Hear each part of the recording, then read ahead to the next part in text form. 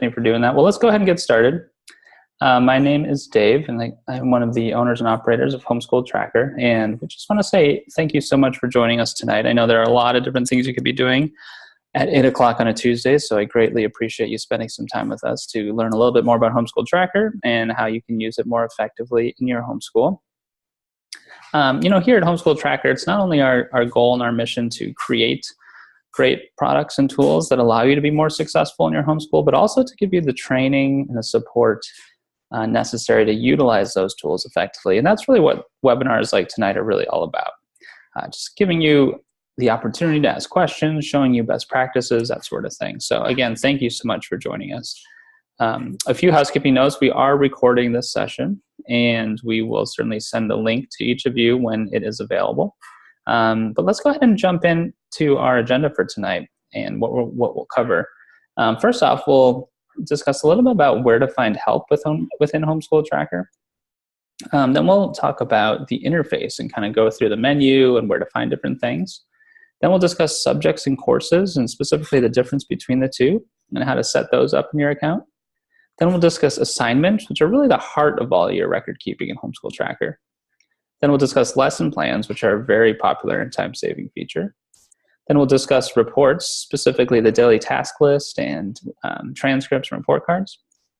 We'll also talk about workflows, and what we mean by workflows is really just how you might use Homeschool Tracker on a day-to-day basis. And we'll show you different examples of that along the way. And then finally, at the end, we'll have plenty of time for Q&A, so happy to answer any and all questions that you may have at the end of tonight's session. But let's go ahead and jump right in. So where to find help? I think one of the best places to find help for Homeschool Tracker is right here on these webinars. We do these pretty much once a month, sometimes more often than that.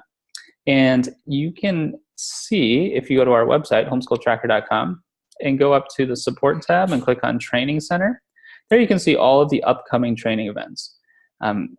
Click on those and you can register for those. In addition, you can see all of our past training events, replays of all the various sessions, including a session that we did specifically on lesson planning. So if you are at all interested in lesson plans and how to utilize those in Homeschool Tracker, I highly recommend checking out the replay for that lesson planning webinar.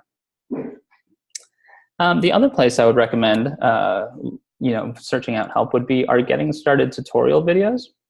So if you go to our help site, which is just help.homeschooltracker.com, these links right here our Getting Started video guide. Each one of these videos is just a couple minutes long, 2-3 minutes. In fact, you can watch all 11 parts in about a half an hour or so. And this is a great place. If you just want help on one specific thing, you can kind of jump right to that spot there. In addition, this help site altogether at help.homeschooltracker.com is a great resource. It's kind of set up as an index here, more of a reference guide. So what I often like to show people is when you're in Homeschool Tracker, I'll just jump over here. Let's say I'm in the calendar view. At any time in Homeschool Tracker, if you click on this help link up in the top right, it'll take you directly to the corresponding help page for that page that you are on.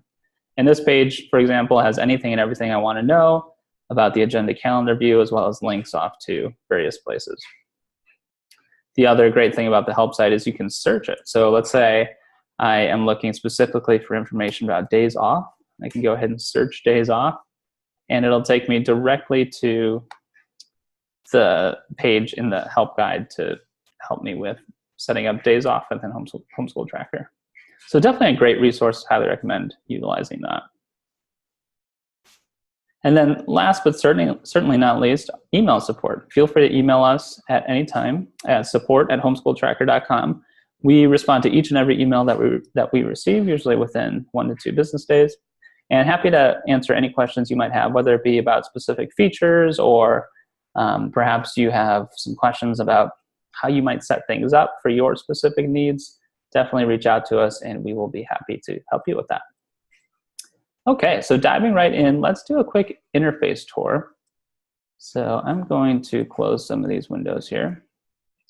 And let's jump back to Homeschool Tracker. Just go back to our home page here. And when you first log into Homeschool Tracker, you're greeted with this big menu here. You can open and close that menu at any time by clicking on this little caret. And the menu is broken up into 5 different areas. So you have the schedules and planning section of the menu here in the top left. This has things like the agenda, both in calendar view as well as list view. Also has where you would have all of your lesson plans, as well as the shared lesson plan library. Below that is the student section of the menu. This is where you'll find the student list, grade levels for each of those students, the grading overview, where you can see each and every grade that your student received over a given time period. The lesson plans and presets page, which we'll cover a little bit later, as well as the transcript supplemental area where you can add additional information that would be added onto your student's transcript. The middle section of the menu, this is all of your reports. The reports can be generated as PDF files, which you can download, print, or send. And all of these various reports here can be generated, as well as a few others, but things like the attendance report, the course list report, the daily task list, which we'll cover later, report cards, transcripts, a lot of different reports are available. The top right section of the menu is the Manage List section.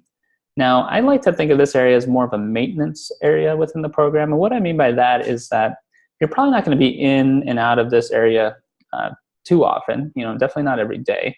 But this is where you would go if, for example, you wanted to add, edit, or delete one of these items, whether it be an activity, a chore name, a course, a grading scale. So if you wanted to create a new course, you would go here. If you wanted to edit a course, you would go here.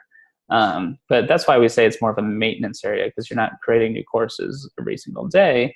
But if you needed to create one or edit one, this is where you'd go. Now, the bottom right section of the menu, this is the Your Account section. This is where you can set up your program options. You can change your school profile. You can also find the subscription and users page where you can modify your subscription setting or set up other user accounts. So that's just a quick overview of the main interface, all of the different menus within Homeschool Tracker, just to give you an idea of where things are located. So let's jump right into subjects and courses. So in Homeschool Tracker, we like to think of subjects as really those broad areas of study. So things like math, language arts, history, science. And we think of courses as the specific classes or courses that you might take within one of those subjects. So for example, Algebra 2 might be the name of a course, and that would fall underneath the subject of math. Or Composition 1 might be the name of a course that would fall under the subject of language arts. Or Physical Science 1 would be the name of a course that fell underneath the subject of science. So it's really how you are basically structuring things within Homeschool Tracker.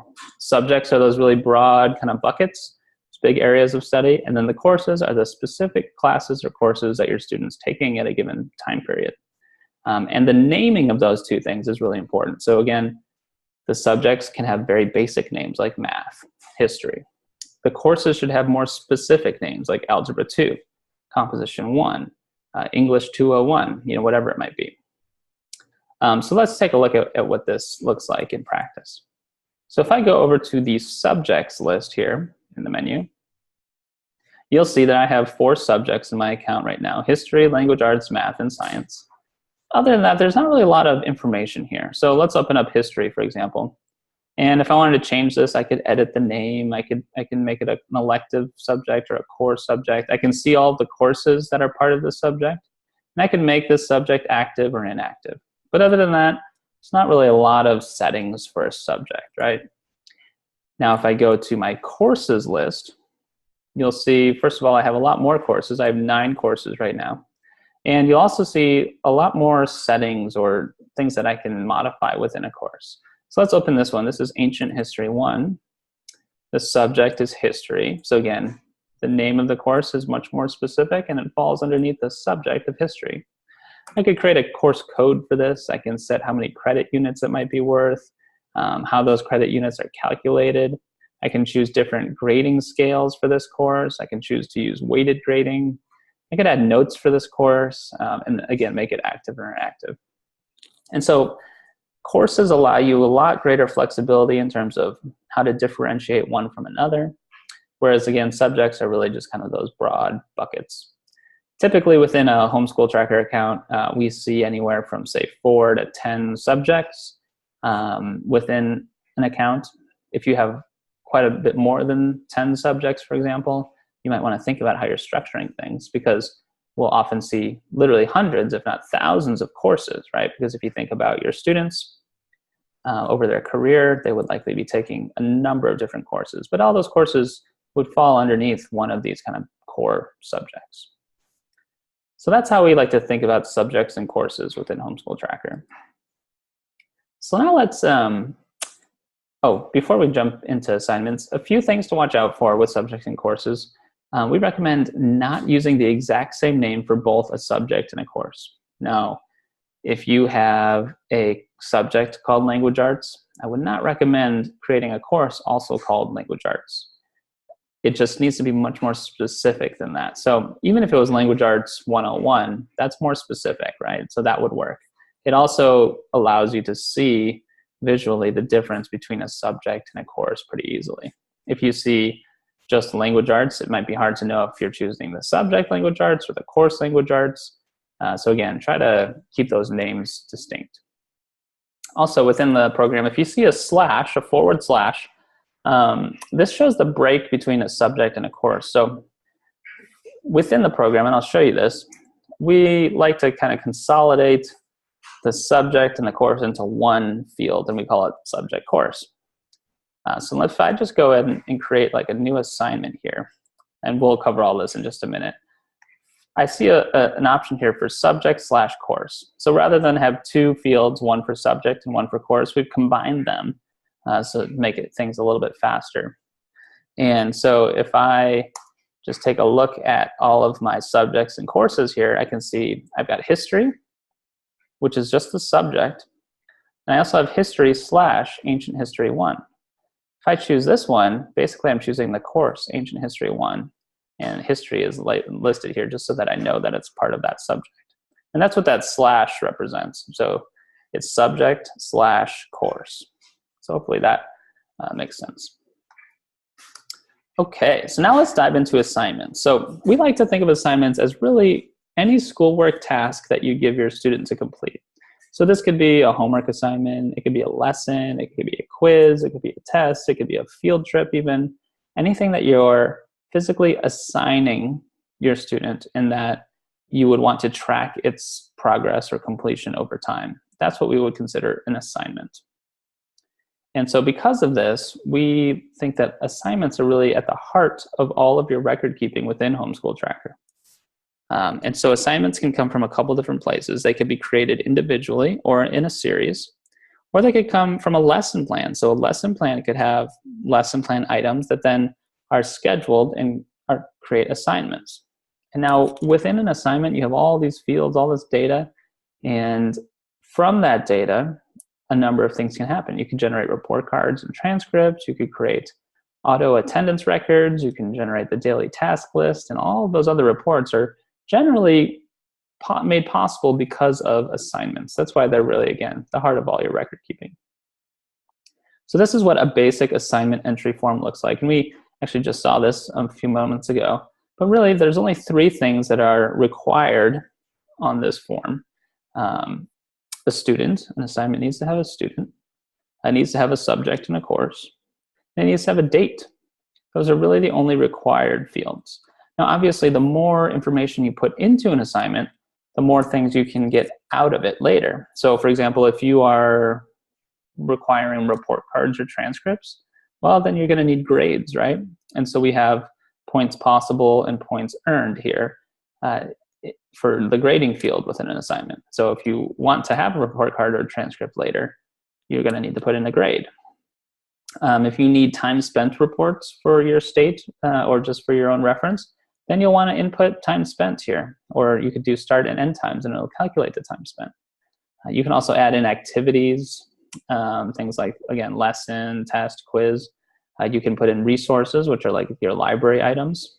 All sorts of different information is available. And again, with Homeschool Tracker, it's really kind of the more information you put into it, the more you can get out of it later. And so when we think about workflows, it's oftentimes important to think about what you really want to get out of Homeschool Tracker. If it is report cards, if it is transcripts, well then, you know, you can certainly plan ahead and be selective in terms of what kind of information you put into an assignment or into the data that you're putting into Homeschool Tracker. Now, when an assignment is marked complete by a teacher, and let me just scroll back up here, you have these complete buttons here. So you can mark an assignment complete by a student, or it can be completed by a teacher. When it's marked complete by a teacher, you're essentially saying that assignment is completed or done. And so when you do that, a few things happen. Attendance can be recorded if you have auto attendance enabled. Grades can be generated if you're grading. Time spent is calculated if you're doing that. And from all of that data, all that information, a number of reports can be created.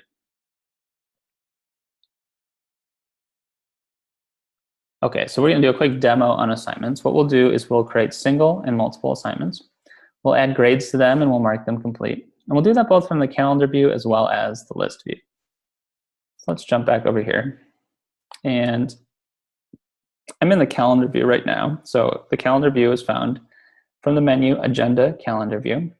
And the agenda is really just that. It's a list of all the things that you or your student need to complete on that particular day. This is kind of where you'll spend most of your time. The calendar view is set up just like any other typical calendar. You can kind of navigate forward and backward here. You can view it by the week, by the work week, by the month, etc. Up here at the top, these are the filters for the calendar. So if I wanted to see specific subjects and courses, I could do that, or specific students, I could do that as well. But let's go ahead and create a new assignment. I'm going to click on Add, Assignment Single. And I'm going to choose a student. I'll choose my daughter, Campbell. And for subject course, oh, you know what? Forgot to do something. I wanted to create a new course. Let's go ahead and just do this assignment first.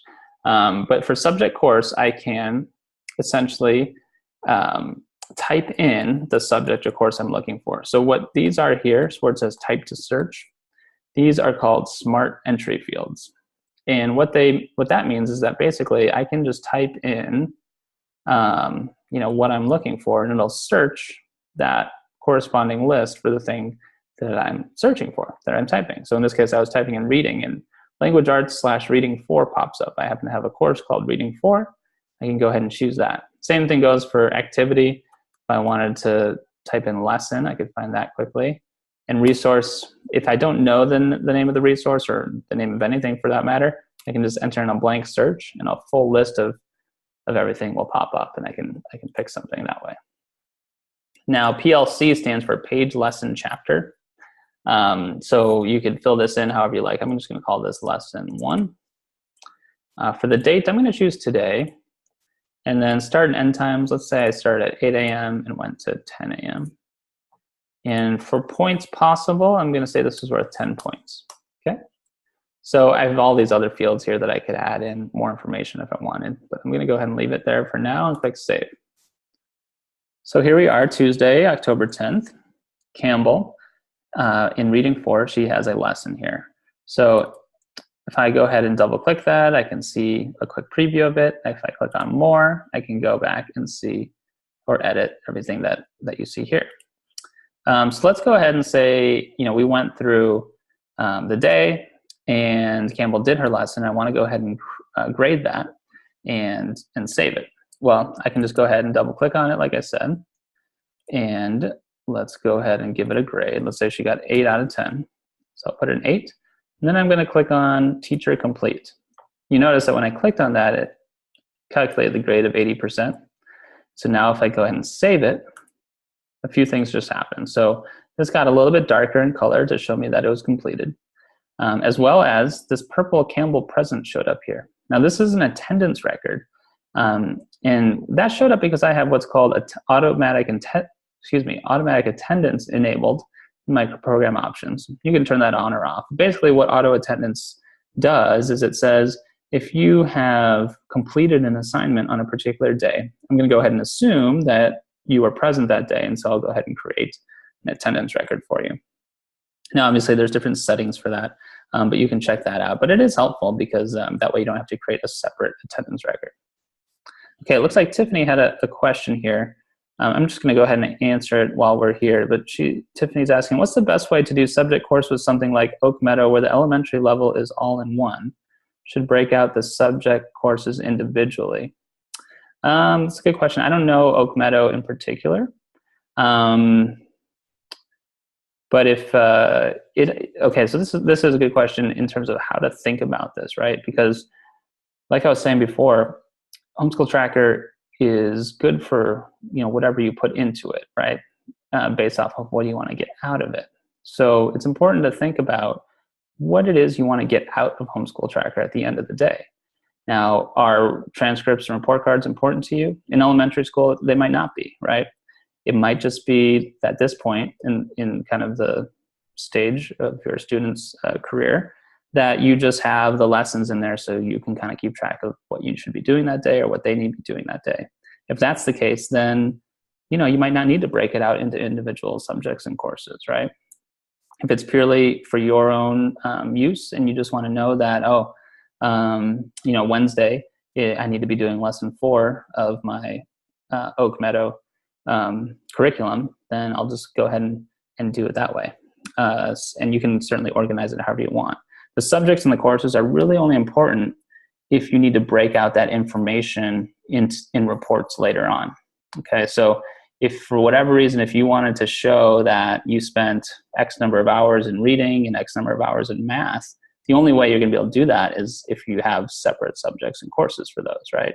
Same goes for grades. If you want to show that you got a B in math and an A in English, the only way you'll be able to do that is if you have different subjects and courses.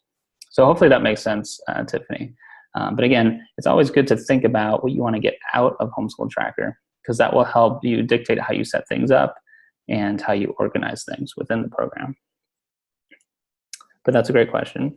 Let's go ahead and create multiple assignments at once now. So that's really great. If I just want to create one assignment, how would I create more than one assignment at a time? If I click on Add and choose Assignment Multiple, I'm presented with the Add Multiple Assignments wizard here. So this allows me to add multiple assignments at once. So let's just walk through it here. So I can choose more than one student if I wanted. I'm just going to choose Campbell again. And for subject course, I'm going to choose Ancient History 1. And for activity, again, these will be lessons. Actually, I'm going to choose that same course, Reading 4. And let's pick a resource. And again, start and end times from 8 to 10 a.m. And we'll make these worth 10 points, okay? Now I'm going to continue to day and date. That just takes me to this next phase here. And I want this to happen every day. And I want it to start tomorrow, the 11th. Now I have two options here. Continue creating items until PLC pattern is exhausted, or continue creating items until a specific end date. I'm going to choose continue creating items until PLC pattern is exhausted. So let's go ahead and continue to PLC. Now remember, PLC stands for page, lesson, chapter, okay? Now when we think about PLC, or page, lesson, chapter, in multiple items, chances are you're not going to have the same page, lesson, chapter for every item you create, right?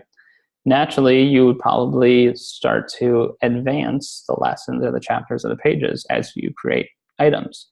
So what we've created here is an automatic increment for PLC, for page, lesson, chapter. So I'm going to choose a one-part auto increment. Basically, the first lesson it creates, or the first assignment it creates, will be, let's say, lesson 1, and the second one would be lesson 2, and so on. So let's go ahead and change the leading text to lesson. And I'm going to start with lesson 2, because we already created lesson 1 when we did that individual assignment. And we'll end with 2, 3, let's end with 4. We'll increment by 1, okay? So basically, when I do this, it's going to create lesson 2, then it's going to create lesson 3, then it's going to create lesson 4. I could change this to like 100 if I wanted, and it would create it all the way up to lesson 100. But I just want to do 4 for now. So I'm going to go ahead and continue to preview. And here is a preview. And again, it's just that. It's just a preview of what we're about to create, okay? So on Wednesday, we're going to create a lesson for lesson 2, then lesson 3, then lesson 4.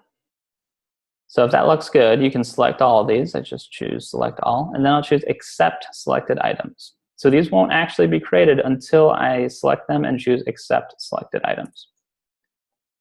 And there you go. Now I have 3 more assignments, lesson 2, 3, and 4, filling out basically the rest of the week. So that's how you would create multiple assignments at once. Definitely an advantage to that, right, than having to create each assignment individually. And when we think about workflows, just to kind of take a quick pause here. You can definitely use Homeschool Tracker just like this. Some folks like to just do one assignment at a time, kind of set up your day, maybe that morning or the night before. Or you could create multiple assignments and fill out your whole week at once. The other thing you can do, and a lot of folks do this, and I almost recommend you try starting out this way, is basically to just add single assignments after the fact. So maybe every night, like 8:30 at night, you come on here and you look back and say, okay, what did we do today? And you just go ahead and create the assignments for the things that you did that day, mark them complete, give them grades, whatever. And then Homeschool Tracker really becomes more of a logging tool, less of a planning tool, but that's totally fine. And in fact, that works really well if, say, you have another system in place. Maybe you have a binder or another calendar or something that's keeping you on track. Well, you can just catalog all that information in Homeschool Tracker after the fact. This also works really well if, say, you are an unschooler or just like to see kind of where the day takes you. You don't want to necessarily plan everything out ahead of time. This technique works well for that as well. Okay, so now we've created those 3 additional assignments.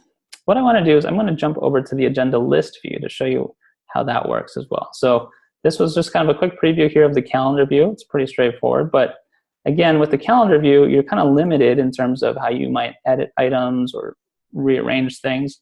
So we also have the agenda list view. Now, the list view and the calendar view, they're showing the same data, right? They're still showing the agenda, but they're doing it in different views or different formats. So the agenda calendar view obviously is in a calendar format, and the list view here is in a list format. So just like the calendar, you have your filters. These are the filters over here if I wanted to change what I'm looking at. And in the middle here, this is all the data. So let's take a look here. You'll see that we have that assignment, that first one we created, and this one was marked complete, has a grade of 80%. There's that attendance record that was generated. And here are those 3 other assignments that we created. So again, right off the bat, you can kind of see the advantages of the list view is that you can see a lot more information all at once. I can see every assignment and see which one's graded, which one's not, that sort of thing. The other advantage here is that I can edit more than one item at once. So let's say I want to edit these 3 items here. I can select more than one, okay? And I can choose action, multi-edit. So let's say I want to grade all 3 of these. Let me give her a 9 out of 10, and I want to mark them complete. I can do that as well. And now if I click save, there you go. All 3 of those now have a grade of 90%, and they've all been marked complete. It's also generated attendance records for all 3 of those. So really powerful stuff in the agenda list view, the ability to edit more than one item at a time, kind of quickly visualize and see everything rather quickly as well. So that is, let's jump back here to kind of recap what we just did. We created single and multiple assignments. We added grades, and we marked those complete. And we did that both from the calendar view as well as the list view. All right, so now, actually, before we jump into lesson plans, I wanted to do one more thing. I wanted to jump back to the courses list here, because I forgot to do one thing while we were in here. Again, remember the courses list? What I want to do is I'm going to create a new course, because I'm going to use it with our lesson plan here in just a minute. So I'm going to choose action, and I'm going to choose add. Now, if I want to give my course a name, I can just pick any name that is available. I'm going to choose Reading 1. And for subject, Reading 1 would be with language arts. And again, remember, these are smart entry fields. So as I'm typing, it pops up. You can just go ahead and pick that. I'm going to keep everything else the default for now, and I'm going to click save. I can click refresh, and there we go. Now I have a course called Reading 1. I can go ahead and start creating assignments that are part of that course if I like. But before we do that, let's jump over to lesson plans. So lesson plans are a really popular and time-saving tool within Homeschool Tracker. And what they are basically an organized sequence of items that have not yet been scheduled as assignments. You can almost think of lesson plans as basically an assignment template. Okay, so imagine you're creating your curriculum for a particular course, and you know that on the first day of this course I want to do this, and on the second day I want to do that, on the third day I'm going to do this. You can go ahead and create all of that and specifically the sequence of it, the order of it, and have it all ready to go within Homeschool Tracker. But you don't have to necessarily have a student for it or have a date for it or anything like that. You can almost picture it as like a stack of paper or a binder for that curriculum ready to go. And it's just sitting on the shelf and you can use it at any moment. Now, so this is perfect if you want to plan everything out in detail all at once, or if you're working from a predefined curriculum. And the nice thing about this is it's not tied to a particular student, which means it can be reused over and over again. So if you created a lesson plan for freshman biology, for example, when your younger students get to freshman biology, you can just use that same lesson plan with them and not have to recreate it all. The other nice thing is these can be shared and imported using our shared lesson plan library. Right now, there's over 1,000 lesson plans that have been created by other users that are all out there, and you can download and use them in your account. So let's do a demo on lesson plans. What we'll do is we'll see an example lesson plan so you can get an idea of what it is, what it looks like. Then we'll create a simple one. Then we'll import one from the lesson plan library. Then we'll schedule the lesson plans and create assignments out of it in a number of different ways. Okay, so first, let's see an example lesson plan. I'm going to go ahead up into the menu here and choose lesson plan. Now, if you are just starting out, you probably don't have any lesson plans in your account currently. I happen to have a few, and so I just want to show you one. I'm going to show you this Abeka Arithmetic first grade plan. So right off the bat, you'll notice that this screen looks a lot like the agenda list view. It follows a similar paradigm. There are the filters here on the left and all the data here in the middle. And then these are all the individual items. Now, right off the bat, these items look a lot like assignments, but they're not. We call them lesson plan items. If you open one of these, you'll notice that it looks a lot like assignment, but it's missing a few things. It's missing a student, and it's missing a date. And that's obviously by design, right? Because what we're talking about here is essentially like a template for an assignment that you would physically schedule for a particular student. So imagine this being kind of the template. If I wanted to basically assign this to Campbell, what I would do is I would schedule this lesson plan item, and what it would do is it would create an assignment with all of this information for Campbell on a specific day. Okay, and so as we look at this lesson plan, you'll notice that on day 1, we do lesson 1. On day 2, we do lesson 2, day 3, lesson 3, etc. Then on day 12, we have an oral test worth 100 points. Also on day 12, there's another test worth 100 points. And this continues on. And on and on and on. And if I scroll all the way down, you'll notice that this lesson plan goes for 171 days and that there are 202 total items. So obviously an entire year's worth of arithmetic lessons are right here ready to go. And that is really what a lesson plan really is. It's a sequence of items, like we said before, that are all ready to go and can be assigned to a particular student when you're ready for it. So let's go ahead and create a lesson plan. Let's just create a simple plan. I'm going to choose add and then add multiple. And it's going to default to the one that I'm looking at here, the lesson plan. But I'm going to create a new plan. I'm going to just call it sample plan. And for subject course, let's go Ancient History 1. These will be lessons. We'll just pick a resource. Then I'm going to continue to day numbers. So I'm going to start on day 1 and increment by 1. And again, they're just day numbers, right? It's just day 1 of the lesson plan, day 2 of the lesson plan, because there's no date associated with it yet. Then I'm going to continue to PLC. So just like before, I can automatically increment the PLC. So I'm going to start with lesson 1, and let's end with lesson 10 and increment by 1. Okay. Now I'll continue to preview, and there you go. I have 10 items, lessons 1 through 10, ready to go. So I'll go ahead and select all of these and choose accept. And now let me go ahead and open that sample plan. And there you have it. I have a sample lesson plan with 10 days worth of lessons. Let's say I wanted to go ahead and add a test at the end of this. I can choose add single. And this is ancient history. Call this a test. It'll go on day 11 and it'll be worth 50 points. And there you have it. I added a test at the end worth 50 points. So that's how you go ahead and you create a simple lesson plan. Obviously, you can continue this pattern all the way down for 180 days if you want. I do recommend, if you are interested in lesson plans, checking out that webinar replay that we did about lesson plans, because we go really in depth on how to create these in a very efficient manner. Definitely check that out. Okay, so that's the sample lesson plan. Next, I want to import a lesson plan from the shared lesson plan library. So if I go up to my menu and choose shared lesson plans, I can see a list of all of the shared lesson plans in the library. And here they are. Like I mentioned, there are over 1,000 of these. Okay, and these are all created by other users. So a lot of them are based off-the-shelf curriculum. And they can be a great starting point for you if you are using something similar, or if you just want to kind of get some ideas. But let's go ahead and I'm going to type in a search here for reading. And I'm going to choose this Usborne First Reading Level 1 plan. And here you go. It's a 15-day plan. And as you see, someone took the time to add all these resources and PLC and all of this great stuff. I'm going to go ahead and click on Prepare for Import.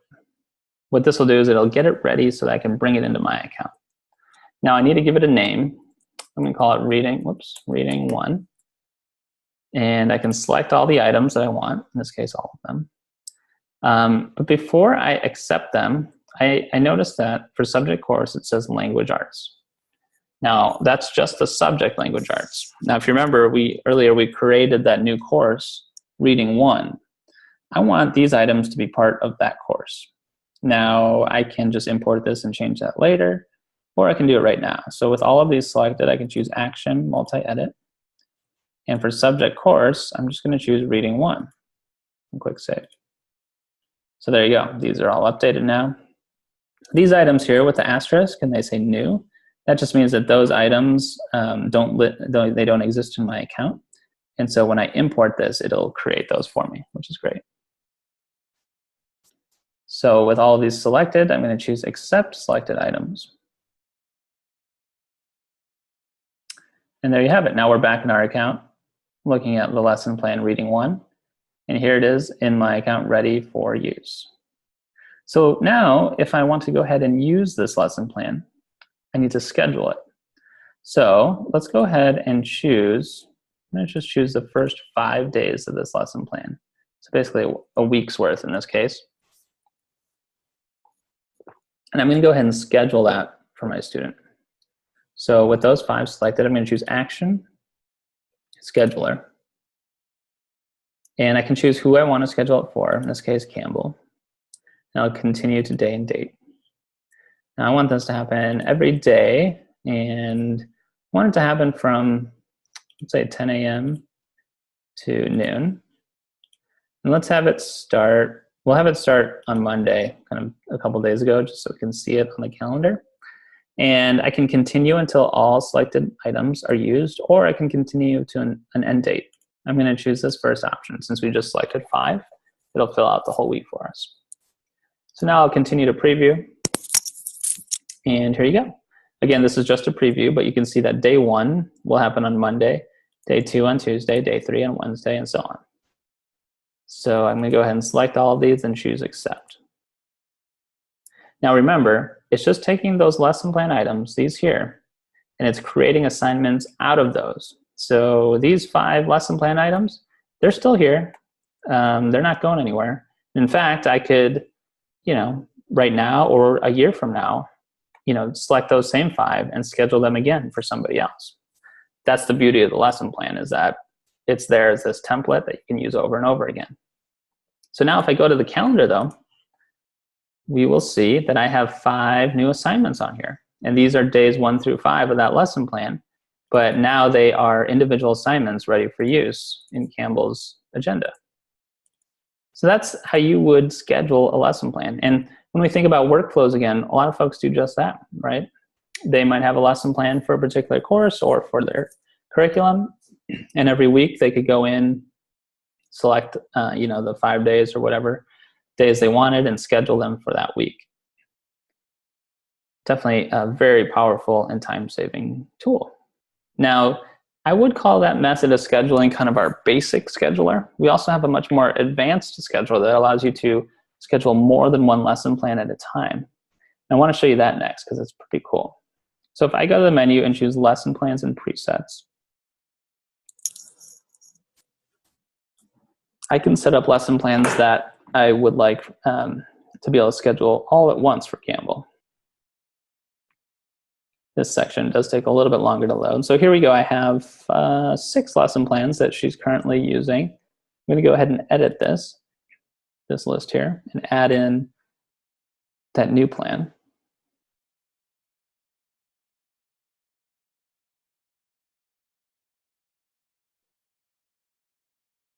So I'm just going to check the box here for reading 1 to turn that on. And now I'm going to go to preset. Now presets in Homeschool Tracker are preset time slots on a specific day that the scheduler will look at and will schedule your specific assignments in those preset times. Okay, so for example, Monday through Friday from 9 to 10 a.m. I have Ancient History 1 for Campbell. I have spelling from 10 to 11, so on, all of these different preset times. If I want to go ahead and create a new preset, I'm going to choose Add. I can pick Reading 1 for the course, and I'm going to have this be from 3 p.m. to 4 p.m. And I'm going to have it happen Monday, Tuesday, Wednesday, Thursday, Friday. I'll click Save. And so there you go, a new preset. So now if I tell the scheduler, hey, I want you to schedule this, but only at the preset times, it will schedule Reading 1 from 3 to 4 on Monday through Friday. So now let's go to the scheduler. So again, this is our more advanced scheduler because it lets you schedule more than one lesson plan at a time. And so here we go. I have 7 lesson plans for Campbell. I can choose which ones I want to schedule now. I'm going to choose all of them, all 7. And let's continue to day and date. Now I want, for day options, instead of daily or weekly or monthly, I want to choose preset. And so I'm telling the scheduler to look at those presets that we have there and schedule those items on those preset time slots. And for start date, I am going to choose next Monday. And I'm going to continue until next Friday. Basically, I want to schedule all of next week. So the 16th through the 20th. I'm going to continue to preview. And here we go. Here are 48 items that are about to be scheduled. And so you'll notice Ancient History 1, Monday from 9 to 10. If I go down to 3 to 4 on Monday, it's Reading 1. So again, it's picking up those preset times for those courses, and it's scheduling these items at those times. So let's go ahead and select all of these and choose Accept. So now it's creating all 48 of those assignments and putting them on the agenda.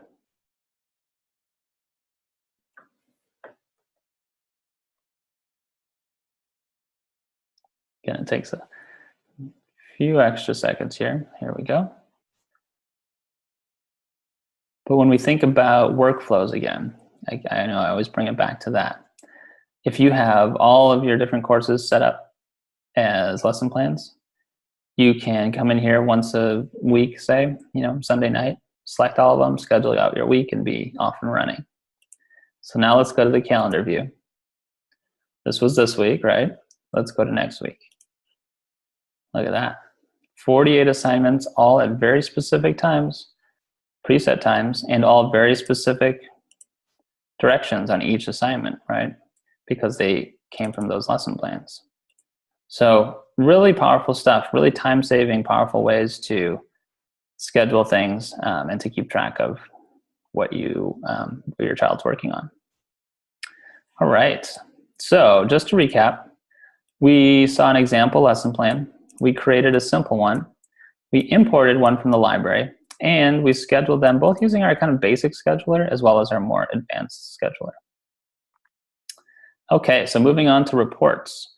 So like I mentioned, reports can be created as PDF files that you could save, print, or email.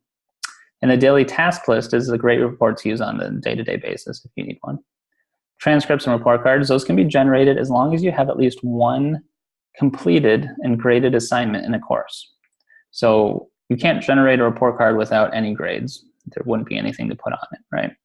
But if you have at least one grade for a course, that course will show up on your report card with that one grade. Or if there's more than one grade, it'll obviously calculate the overall grade accordingly. So let's take a look at the daily task list, because that's one that folks use quite often.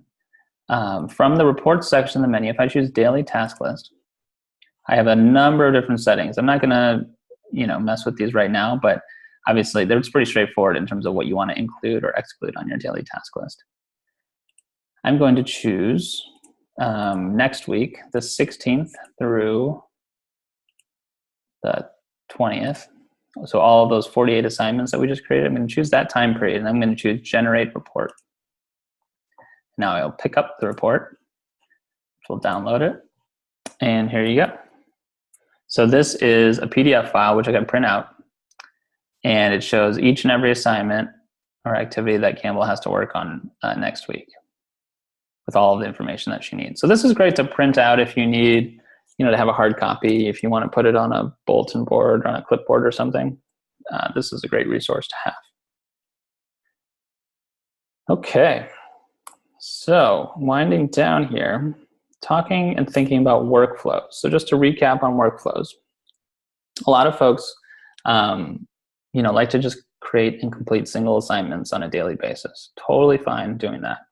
And like I mentioned before, you could do that after the fact, kind of at night, go in, create your assignments, save them, that sort of thing.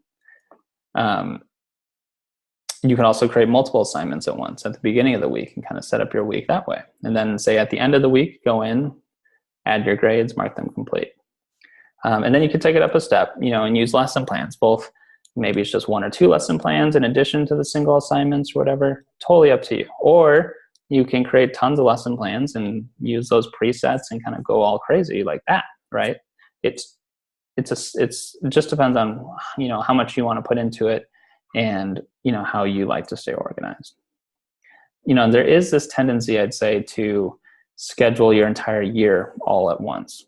I would recommend against that, mainly because scheduling your whole year at once limits you in terms of your flexibility of being able to speed up or slow down. You can obviously do it, you can reschedule things, but it just doesn't give you that same flexibility as, say, scheduling just 1 or 2 weeks at a time. And that's really what the lesson plans are for, because if you think about it, your lesson plans, they're basically ready to go for the whole year, but you wouldn't necessarily want to take all of those and just match them up with dates, at the beginning of the year. Just take the next week or the next 5 to 10 days, schedule those, see how it goes, and then schedule the next 5 or 10 days and keep working your way through it. Because I think that's really the beauty of not only homeschooling in general, it's just being able to work at your own pace, but also utilizing kind of what's in the queue in your lesson plans alongside of what you're currently working on. Okay, so we will turn it over to Q&A. It looks like Tiffany had responded. Thank you. I overthink things due to past professional work with corporate LMS options. I want to track all the things, but I probably don't need to with my second grader. Tiffany, thanks for getting back to us. Yeah, I agree. I mean, I think second grade, unless you really wanted to, add grades and all those things, I don't know that's really necessary. My daughter's in second grade right now, and for us personally, we don't need to be tracking things that closely.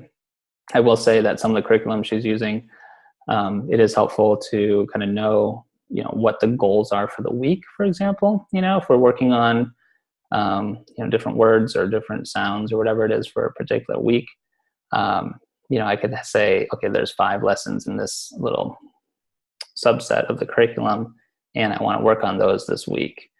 And, so even more so, I think, kind of for what I was saying before about scheduling just 1 week at a time, even more so for a second grader, right? Because you definitely want to make sure you're not going too fast or too slow. And, but still getting through everything. So I think scheduling just 1 week or 2 weeks at a time is great. And in terms of, your subjects and courses at that level, I think you could keep it pretty broad and I don't know what Oak Meadow does, but you could just use subjects. I didn't mention this earlier, but you don't have to use courses. You can just use those broad subjects, because like for second grade, at least I know for my daughter, she just has math, right? She doesn't have any subset of math at this point.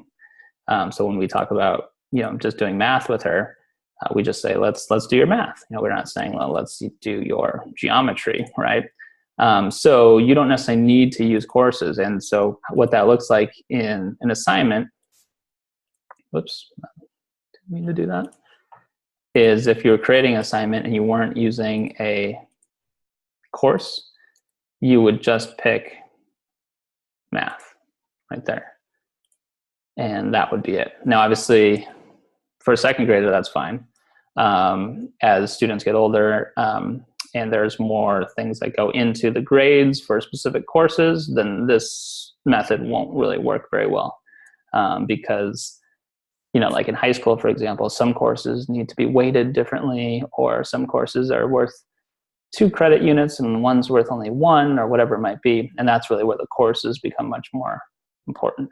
So hopefully that answers your question, Tiffany. I guess you didn't really have a question there. I just started rambling. But any other questions, feel free to send those in, and I will be happy to answer them. I should note that, again, we greatly appreciate you guys for joining us tonight. And what we like to do for everybody that attends a webinar is we like to credit your account with a free month of Homeschool Tracker. Because what we found is folks that attend these webinars end up being more successful with Homeschool Tracker, because we'll be the first to admit that the program is very feature rich, right? And there's probably a steeper learning curve than most kind of apps out there. But the more you get to know Homeschool Tracker, the more you use it, the more comfortable you become with it. And so we know that attending webinars like this help you do that. So as a token of our appreciation for you attending tonight, we absolutely would love to credit your account with a free month of Homeschool Tracker. So that'll get processed probably in the next day or so, along with the replay recording of this session. Okay, so it looks like not a ton of questions tonight, so we might as well go ahead and wrap it up. Want to say thank you again for joining us. If you do have any questions down the line, absolutely don't hesitate to email us at support@homeschooltracker.com. We would be happy to answer any and all of your questions. So with that, we will sign off for tonight, but thank you again for joining us, and we hope to see you again soon. Have a great night.